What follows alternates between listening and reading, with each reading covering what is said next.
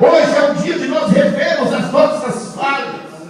Hoje é o dia de nós pedirmos perdão pelo aquilo no qual nós fizemos durante a semana e dizer para o Senhor, me purifica cada vez mais e me coloca, Senhor, na tua presença, porque eu quero ser santo. E Pedro diz, seja santo, porque eu sou santo. Aleluia. E nós podemos observar aqui que esse bode simplesmente tampava o pecado. Deus estava fazendo um plano para aquele povo, pensando no futuro, no que seria para nós, como que Deus já tinha, como diz a Bíblia, como o próprio Jesus diz, que Deus já tinha feito algo guardado para nós, já tinha algo preparado para nós antes mesmo da fundação do mundo.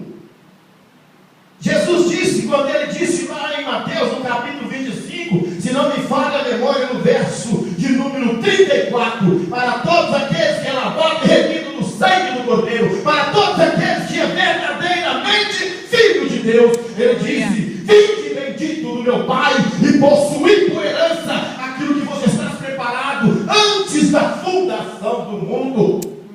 Isso prova que Deus tinha um plano para mim e para você. Mas Jesus disse lá em João no capítulo 4, quando ele estava falando da samaritana, que a salvação vem pelos judeus. Mas nós não podemos esquecer que os judeus o rejeitaram. Nós não podemos esquecer que os judeus o mataram.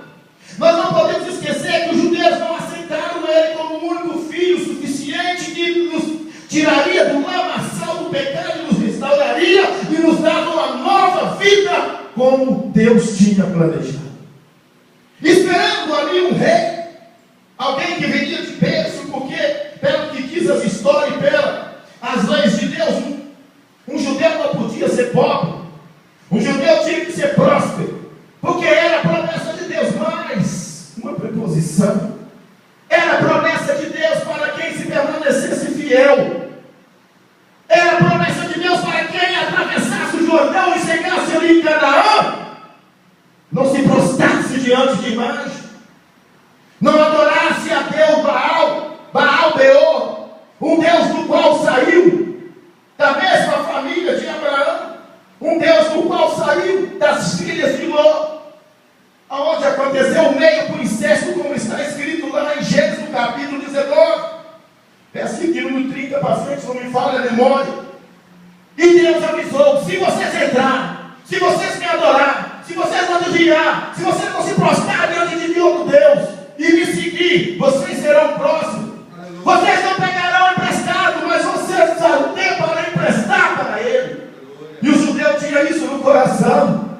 Os judeus guardavam isso, esperando que Jesus viria como rei, como o profeta Isaías profetizou, esperando que ele viria num berço de ouro, e Jesus veio e nasce dentro de uma manjedoura, num dos piores lugares possíveis, aonde uma pessoa nascer, aonde se tratava de animais, e eles não aceitavam.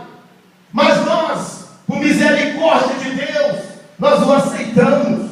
E a Bíblia diz que todo aquele que aceitar Jesus como ele veio como homem, que ele morreu como homem, e que no terceiro dia ele ressuscitou, esse será salvo.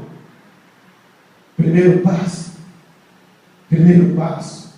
fundamentos, fé. Segundo passo, batismo.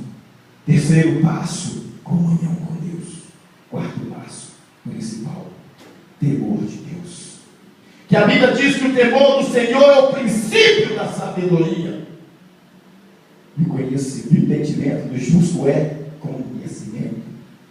A Bíblia nos dá respaldo para falar nesses 5 minutos que me restam, que Jesus saiu lá da tua glória, como foi lido aqui o texto de abertura desse trabalho nessa noite, desse culto direcionado a Deus, que ele veio, que no princípio era o verbo, e o verbo estava com Deus, e o verbo era Deus. Então quem veio aqui para resgatar-nos não foi Deus?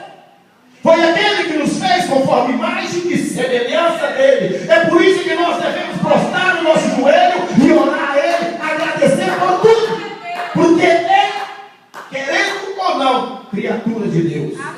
A Bíblia diz que nós somos edifício de Deus, morada do Espírito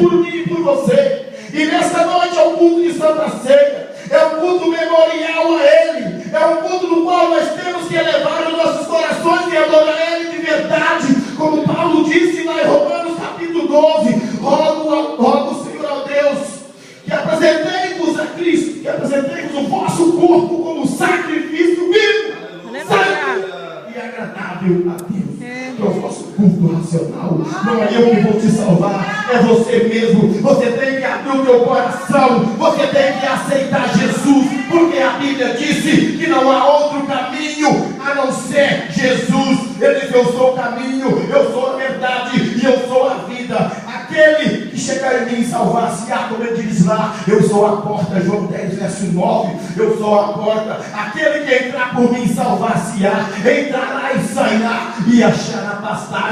Jesus estava dizendo que aquele no qual o aceitar como o único e suficiente Salvador da vida dele, na tua casa não vai faltar nada, na tua casa não vai faltar alimento, na tua casa não vai faltar proteção, porque Ele é a proteção, porque Ele te guarda, porque Ele te fez conforme imagem e semelhança dele. Glória a Deus, em nome de Jesus.